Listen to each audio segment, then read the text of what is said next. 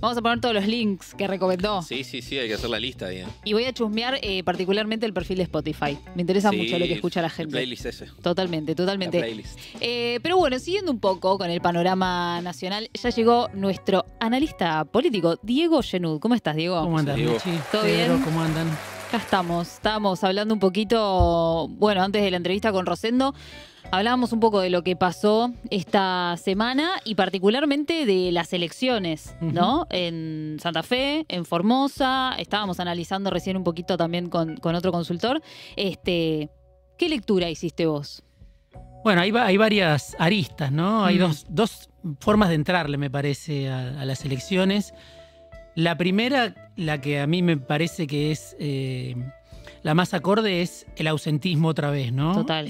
Como una fuerza muy importante.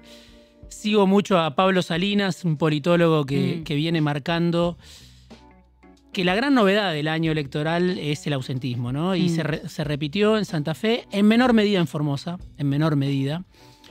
Podemos decir que Formosa tiene una de las más altos niveles de participación en lo que va del año. 68 terminó, ¿no? 65. 65. No. Sí. Claro, en este contexto es una barbaridad. Es mucho, pero se repite. Es más bajo de lo que había participado en 2021 en Formosa. Y lo de, bueno, la provincia de Santa Fe sigue siendo muy alto el ausentismo, alrededor del 50%. Hay localidades donde votó el 40% del padrón. No, claro. Si miramos en Santa Fe, si miramos específicamente en Rosario, bueno, ahí sí ganó el peronismo con una figura no tradicionalmente peronista, una figura transversal como es Juan Monteverde, de Ciudad Futura, aliado al peronismo, un resultado muy ajustado, ¿no? Muy ajustado sobre La Libertad Avanza, con un resultado no previsto por La Libertad Avanza. Perdón, muy ajustado sobre La Libertad Avanza con un resultado no previsto de Puyaro. Puyaro recuperó muchas posiciones y casi que salió dividida en 3/3 la elección en Rosario. El peronismo tiene motivos para festejar, siempre y cuando se mire que hay un 50% del padrón que no fue a votar, ni en Rosario ni en las ciudades principales de la provincia de Santa Fe. En Formosa creo que es distinto, porque ahí lo que vemos es un provincialismo fuertísimo, que no hay con qué entrarle a Gildo Infram. 25 años ganando elecciones en la provincia. Está la maquinaria, ¿no? Lo que tradicionalmente se conoce como el aparato, está clarísimo, ¿no? Formosa. Sí, con mucha diferencia con respecto a la segunda fuerza, que era la de Paultroni, pero ni siquiera representando a La Libertad Avanza, un ex libertario que arma un frente transversal de derecha y queda a 50 puntos, casi 50 puntos detrás de Infram. Entonces, hay dos maneras de entrarle. Una es el ausentismo, la otra son los provincialismos que se ratifica, así como podemos decir, en Corrientes ganó Valdés, bueno, en Salta ganó Sáenz, en Formosa ganó Infran, pero claro, la otra manera de entrarle es, hay un peronismo que tiene motivos para festejar este lunes, ¿no? Porque ganó en Rosario y porque ganó en Formosa. Claro. Entonces, cada uno puede analizarlo de diferente manera. Si este buen lunes electoral del peronismo es el comienzo de una vuelta de página y se inicia un camino hacia la victoria del peronismo, sobre todo en la provincia de Buenos Aires, que es la elección que estamos todos mirando, o si en realidad Infran lo único que hizo fue ratificar su poderío en la provincia. Bueno, tiene posibilidad de reformar la Constitución, entra en una discusión con la Corte Suprema que le impide, que le prohibió la reelección indefinida. Bueno, hay dos maneras de mirarlo. Si esto es un provincialismo más, en este caso de un peronismo, de uno de los pocos peronistas que gobiernan en la Argentina, que es Infran, o si lo podemos mirar en la escena nacional, como hacen algunos, yo creo la expresidenta Cristina, incluso el gobernador Kicillof. Hay un cierto optimismo en el peronismo este lunes, diciendo, bueno, Milei empieza a jugar tiempo de descuento, porque además la economía le empieza a dar señales de alarma, ¿no? A Milei, que nunca se las dejó de dar, pero ahora con los dólares, ahora con varios motivos que hacen preguntar ¿Cómo llega Milei a la elección? ¿Tiene dólares suficientes o no tiene dólares suficientes?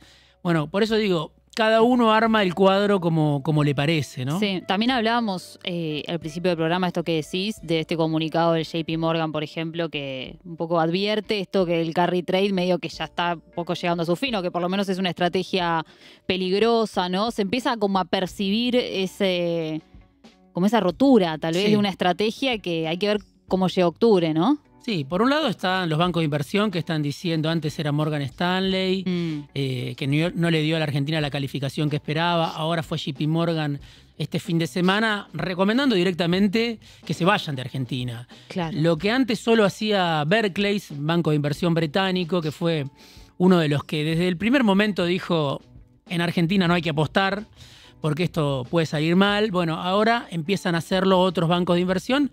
Y claro, para un gobierno que está tan pendiente del riesgo país, que además ahora tiene que pagar en 2 semanas 4.500 millones de dólares. El 9 de julio, ¿no? El 9 de julio. Esa... Sí, esa fecha es inamovible. inamovible. Qué patriota todo. Es inamovible, hay que pagarlo. El gobierno dice, tengo esa plata para pagar.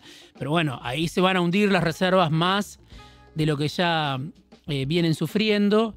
Entonces es, por un lado, el humor de los mercados y por otro lado, los datos concretos de la economía real. O sea, la semana pasada, y no estoy hablando solo de que la plata no alcanza. Digo que los dólares no le alcanzan al gobierno.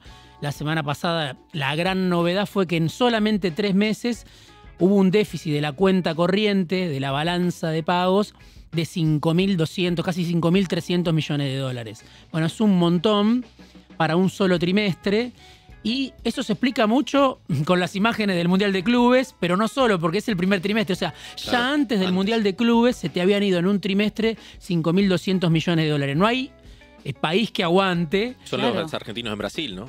Argentinos en Brasil, argentinos en Chile, argentinos que cruzan la frontera para hacer un diferencial, argentinos en Paraguay. Es decir, hay muchos, además, que viajan al exterior, pero por ahí no son la mayoría. Está desagregado. Alrededor del 20% puede viajar a Estados Unidos y Canadá, pero un 60% sí viaja a los países limítrofes.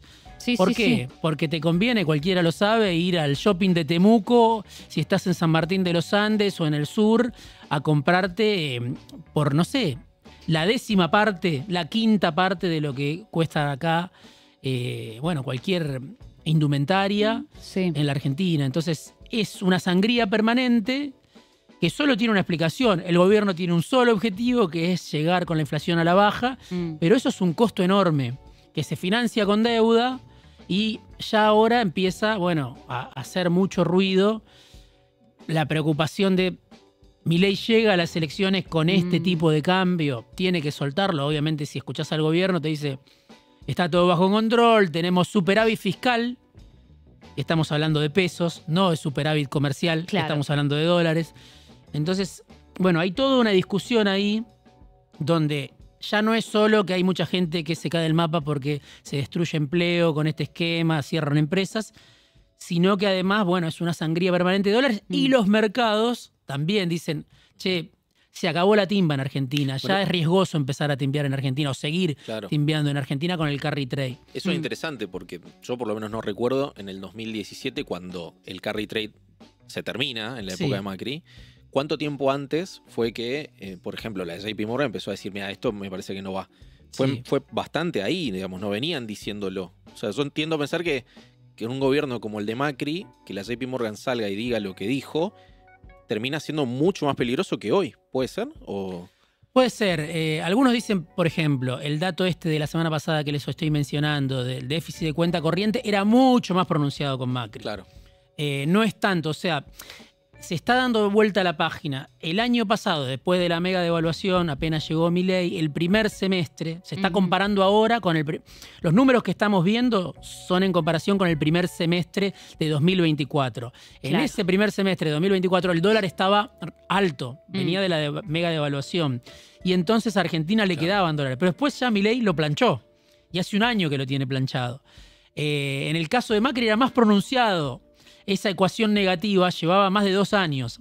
En ese momento, cuando se acude al fondo, cuando después de la elección que gana Macri en 2017, empiezan los problemas con el dólar, se acaba el festival de deuda y Macri tiene que ir de un día para el otro al fondo. Acá es distinto, hay cuestiones que se repiten y estamos en el segundo semestre, ¿no? Estamos entrando al segundo semestre donde además el campo ya liquidó. El trimestre de oro del que se habla, siempre el campo liquida más en marzo, abril, mayo. Bueno, una cosa que se podría hablar con el papá de Rosendo. Es ese trimestre en el cual el agronegocio liquida y todo gobierno tiene más aire. Bueno, se acabó ese periodo, empieza el segundo semestre que siempre es más duro. Aunque el macrismo decía que el segundo semestre iba a ser mejor, siempre los segundos semestres son más duros. Y acaba de terminarse el periodo de gracia que había decidido el gobierno para la baja de retenciones a la soja. Entonces, las retenciones a la soja subieron, o sea, suben a partir de mañana. Entonces, ¿qué quiere decir? No va a entrar un peso, un dólar, uno imagina, del campo en el segundo semestre.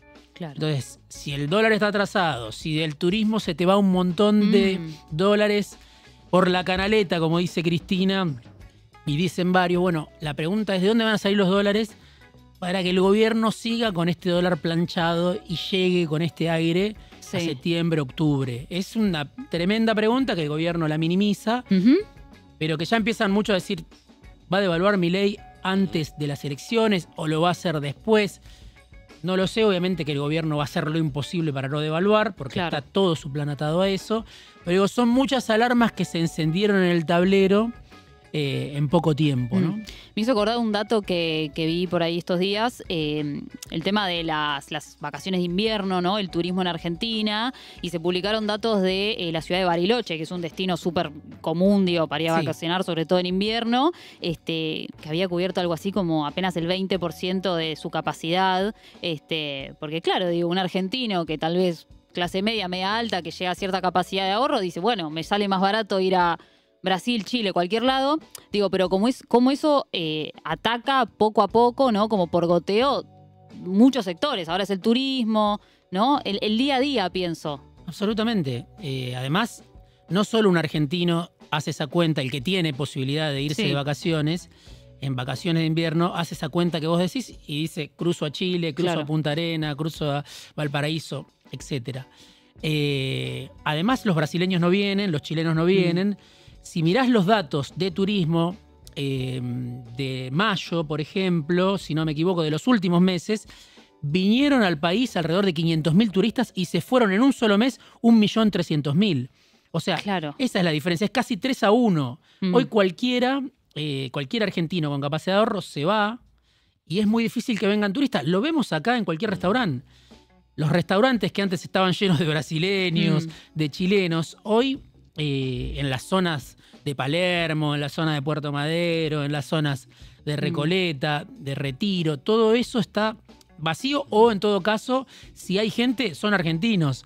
Ya no conviene venir de vacaciones acá y el que viene de vacaciones acá le conviene, no sé, comer en el hotel, comer, ¿no? En un Airbnb, en su casa, buscar otra forma. Ahorran, terminan ahorrando. Es muy caro para un turista extranjero, salvo que sea de un poder adquisitivo muy alto, ir a comer a un restaurante donde puede gastar acá $150. Sí, un montón. Que es un montón en cualquier lugar del mundo, ¿no? Entonces, me parece que está pasando eso. Y además, como vos decís, en lugares de turismo, bueno, se va a sentir mucho en esta temporada, pero además se siente durante todo el año. Se siente en lugares que tienen que cerrar, en lugares que están sufriendo muy fuerte. Y además se habla, bueno, este segundo semestre la recuperación de la actividad que hubo, muchos no la percibieron, pero hubo un rebote de la economía, no tanto en construcción, industria y comercio, pero sí en el resto de la economía. Bueno, ese rebote, muchos dicen, empieza a ralentizarse incluso en los sectores más dinámicos. Entonces está llena de signos de interrogación. Otra vez, si escuchás al gobierno te dice tenemos superávit fiscal garantizado, está todo bien. Esta vez es distinto. Pero la verdad es que me parece que hay varios signos muy grandes de interrogación sobre cómo va a ser este segundo semestre, más cuando el gobierno no es que está enamorando a multitudes que van en masa a votar a Milei. El ausentismo es de gente que antes votaba peronismo, de gente que antes votaba Cambiemos y de gente que antes, hace muy poco, votó a Milei. O sea, está hecho de de muchos desertores. Hay mucha gente decepcionada, no solo con la oposición, sino con el propio gobierno. Por eso el gobierno oscila entre 20 y 30 puntos como mucho. Entonces hay que ver cómo impacta, si alguna de todas estas alarmas realmente está dando cuenta de algo que va a resultar para mal en el corto plazo, cómo impacta en las elecciones con un gobierno que tiene triunfos muy estrechos, ¿no? Sí, sí. Y ahí cómo entra, porque vos en tu nota en el Destape, al final, te metés de lleno con un tema que para mí es clave, que es la cuestión del pluriempleo, ¿no? Sí.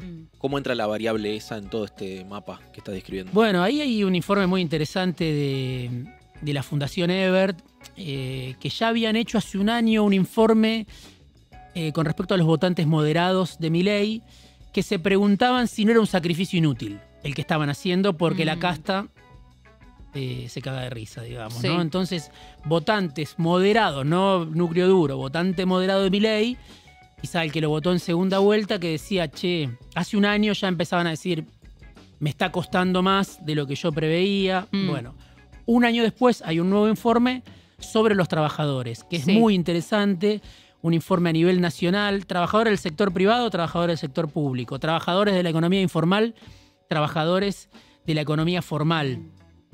Y bueno, y ahí lo que se ve es que Milei tiene apoyo, pero que también hay muchas dudas por esta misma idea de que las élites empresarias son las grandes beneficiadas del plan Milei. Y es muy interesante el informe. Yo mencionaba eso, un nieto que le recomienda a su abuela que apueste en el casino online, una profesora de secundario que tiene su OnlyFans, un trabajador Uber Moto, exacto, que atiende una librería, que hace Uber, que hace cripto. O sea, gente que está repartida en múltiples identidades laborales para llegar a fin de mes en todo el país. No es un fenómeno desde acá, de Lamba nada más. Y además no es un fenómeno, cuando uno piensa en los plataformizados, que así se le llama en el informe, uno piensa en Rappi. No es solo eso. No, claro. Es Uber, es OnlyFans, es cripto, es mil maneras, es el streaming, que dice un administrativo jujeño, dice queremos crear un canal de streaming como Olga Olusu para monetizar.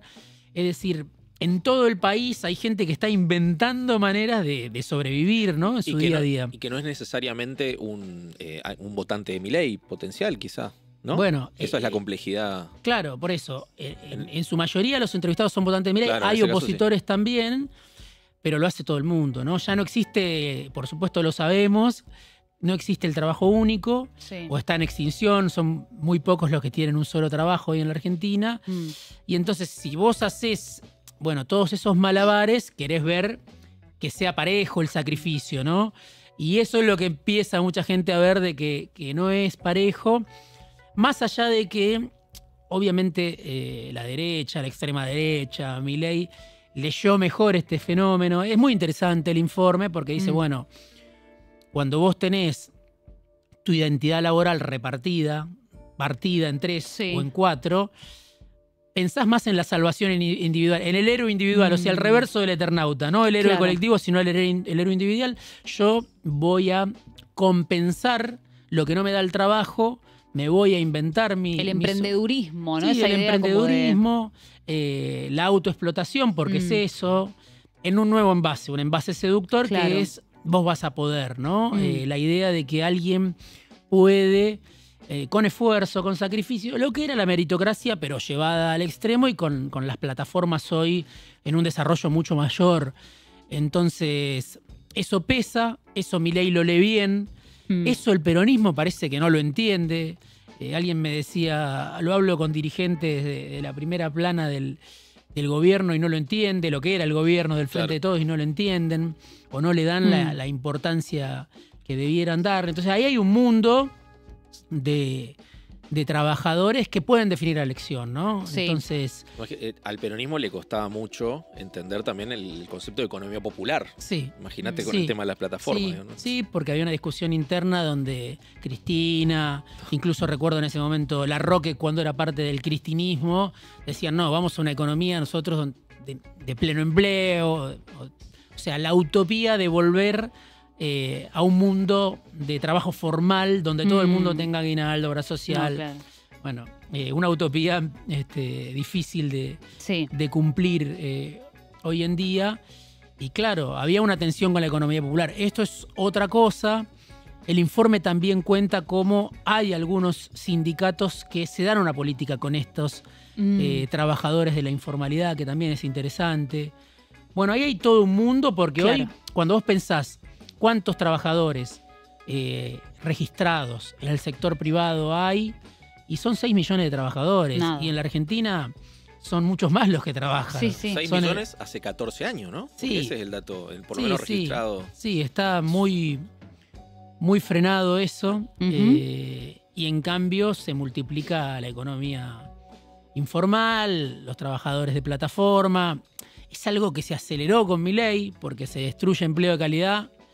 Y si la desocupación no es mayor, es porque todo el mundo dice, bueno, ¿qué hago? Y rápidamente encuentra una manera, ¿no? de es más fácil estar ocupado, digamos. Es más fácil estar ocupado en este sentido. Sí. Antes era... La imagen de la desocupación era otra, ¿no? Claro. Quedarse sin laburo, bueno, sabemos lo que representaba hace 20 o 30 años. Era como, bueno, la quietud absoluta, y hoy es, bueno, ¿qué invento? Y tenés las plataformas, que es una posibilidad, pero que no deja de ser la autoexplotación al palo, ¿no? Obvio.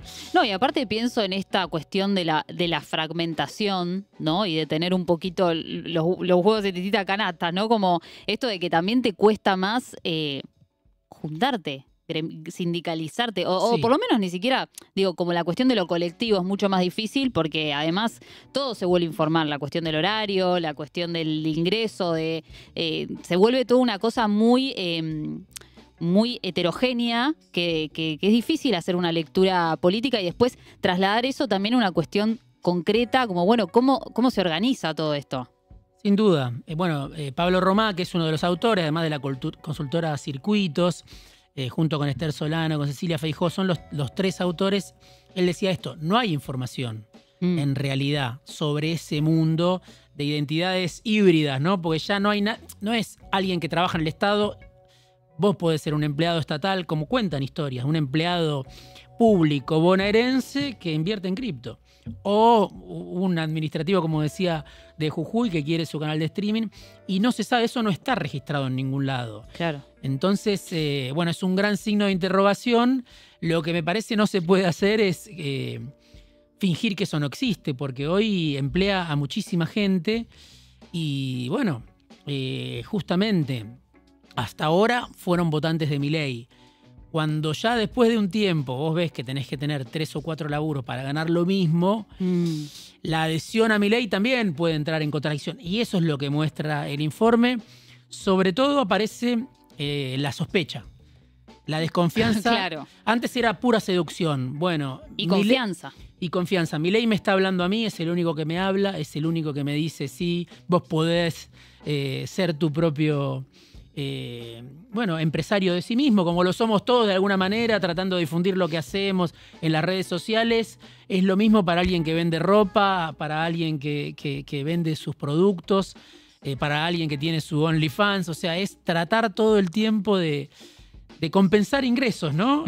Ser un producto. Eso va de la mano con Milei. Claro, si uno se vuelve loco y no alcanza y no llega, y ve que Milei premia a ciertos empresarios, empieza a entrar en contradicción cuando se prolonga en el tiempo, ¿no?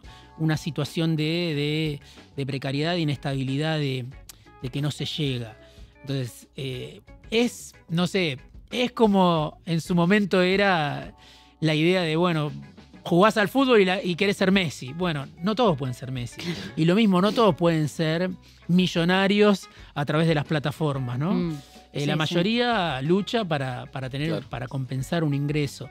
Entonces, ese ideal del héroe individual que se cuenta ahí, que es una persona que descree lo colectivo, o sea, descree las organizaciones colectivas, de los sindicatos, porque además nunca se vio contemplado, beneficiado, es decir, nunca tuvo un sueldo en blanco, un aguinaldo o una paritaria, ¿no? Total. Entonces, esos son decenas de miles de personas, cada vez más, que no ven eso, pero también se encuentran con los límites de de pelearla solo, ¿no?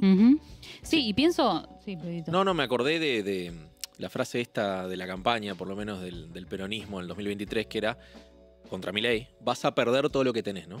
Total. Y a ese sector no lo interpelaba, digamos. Totalmente, porque ya había mucha gente lo había perdido. Sí. Muchísima Exacto. gente. Entonces ahí también está el desafío ese, ¿no? De la oposición a Milei. Decir, bueno, vas a tener quizá desencantados entre ese sector. ¿Cómo haces para interpelarlo de verdad, digamos? Claro, yo por eso decía en la nota, en el destape decía 2 respuestas sociales. Una, creo que el otro día lo charlábamos acá, bueno, los trabajadores organizados. Se vio la semana pasada, alrededor de 100 sindicatos, lo ves en el Garraham, lo ves en el Hospital de Clínicas y en tantas otras luchas de sector privado, sector público. Hoy está el tema de Giorgalos, en Molino de Río de la Plata, la cantidad de fábricas donde hay despidos y hay gente peleando. Claro. Para impedir eso. Pero esa gente organizada en modo colectivo. Y es un tipo de respuesta. Después está esta otra de la que veníamos hablando, que también son decenas de miles, cientos de miles de personas, que también la respuesta que tengan ellos ante esta situación va a determinar la elección. Si esa gente se queda en su casa, es una cosa. Si esa gente va a votar a Milei, es otra. Si esa gente dice voy a votar a la oposición porque Milei me defraudó, es otra. Son 2 mundos, el mundo de lo organizado y el mundo de lo inorgánico, si querés, de la gente que la pelea como puede en soledad, ¿no? Sí, el otro día también hablábamos un poco de esta cuestión de la deuda. O sea, lo pienso como a gran escala a nivel país y en la micro, ¿no? Sí. Como hablábamos un poco con esto, con gente de la deuda para vivir, ¿no? Los créditos, Mercado Pago, en aplicaciones, billeteras virtuales, usar tarjeta de crédito también, tal vez en otra escala social, como de endeudarte todo el tiempo y como nunca tener como una estabilidad real, sino como sostenida en una especulación a futuro y como Dios dirá, ¿no? Sí, bueno, lo que aparece ahora, aparece bajo Milei y creo que con más fuerza es, hace poco leía un informe de una consultora de Córdoba, lo que muestra es, bueno, la gente se endeuda ahora para pagar la comida. Total. El 58% decía este informe, bueno, en otro momento era para comprarse ropa, era para comprar electrodomésticos, era para comprar neumáticos, para eso usabas la tarjeta. Hoy la usás cuando vas, el que puede ir a comer afuera, para comer afuera, y el que no, para en el supermercado, ¿no? Entonces, bueno, cambió por supuesto el tipo de crédito y entonces te endeudás para comer. Familias de clase media, porque tampoco no todo el mundo tiene tarjeta de crédito, sectores más bajos se tienen que endeudar a tasas usurarias, bueno, eso es más complicado todavía.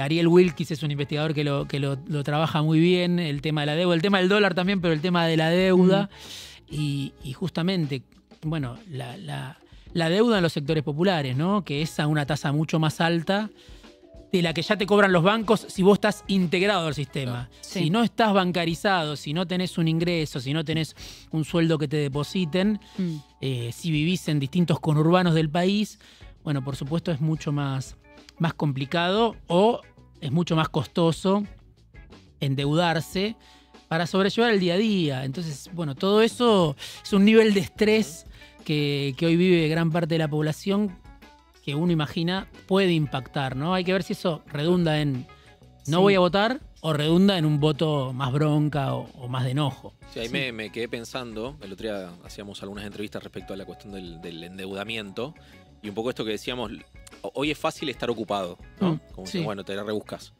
Y hoy también es más fácil estar endeudado porque existe Mercado Pago. Sí. Donde ya solamente entrando a la app ya podés endeudarte. Plata virtual. Exactamente. Y sin tener ningún tipo de ingreso, quizá. Sí, sin duda. Una doble cara, ¿no? Sí, pienso también qué va a pasar con todo eso, ¿no? Cómo va a decantar en un futuro no tan lejano. Sí, empieza a haber una morosidad últimamente, ¿no? Tanto en los consumidores que usan tarjeta de crédito, empieza a haber cierta morosidad en el pago de las tarifas. Obviamente hay sectores de la población que dicen, bueno, no puedo pagar la tarifa, buscan la manera de colgarse de distintos servicios para sobrellevar su día a día, pero empieza a haber tenue porque hay algo que pasa, que nadie quiere estar endeudado porque saben que te matan, los bancos especialmente te destruyen con los intereses, nadie quiere estar endeudado, pero bueno, como cuando uno ve testimonios de pago el alquiler o puedo comer, ¿no?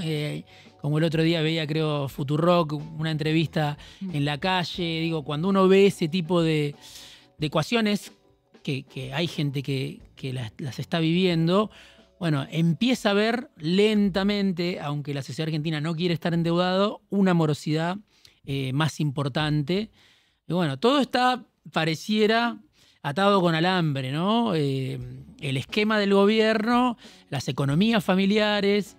Entonces, el gobierno puede decir vamos bien porque no tengo oposición o no tengo una oposición que me amenace.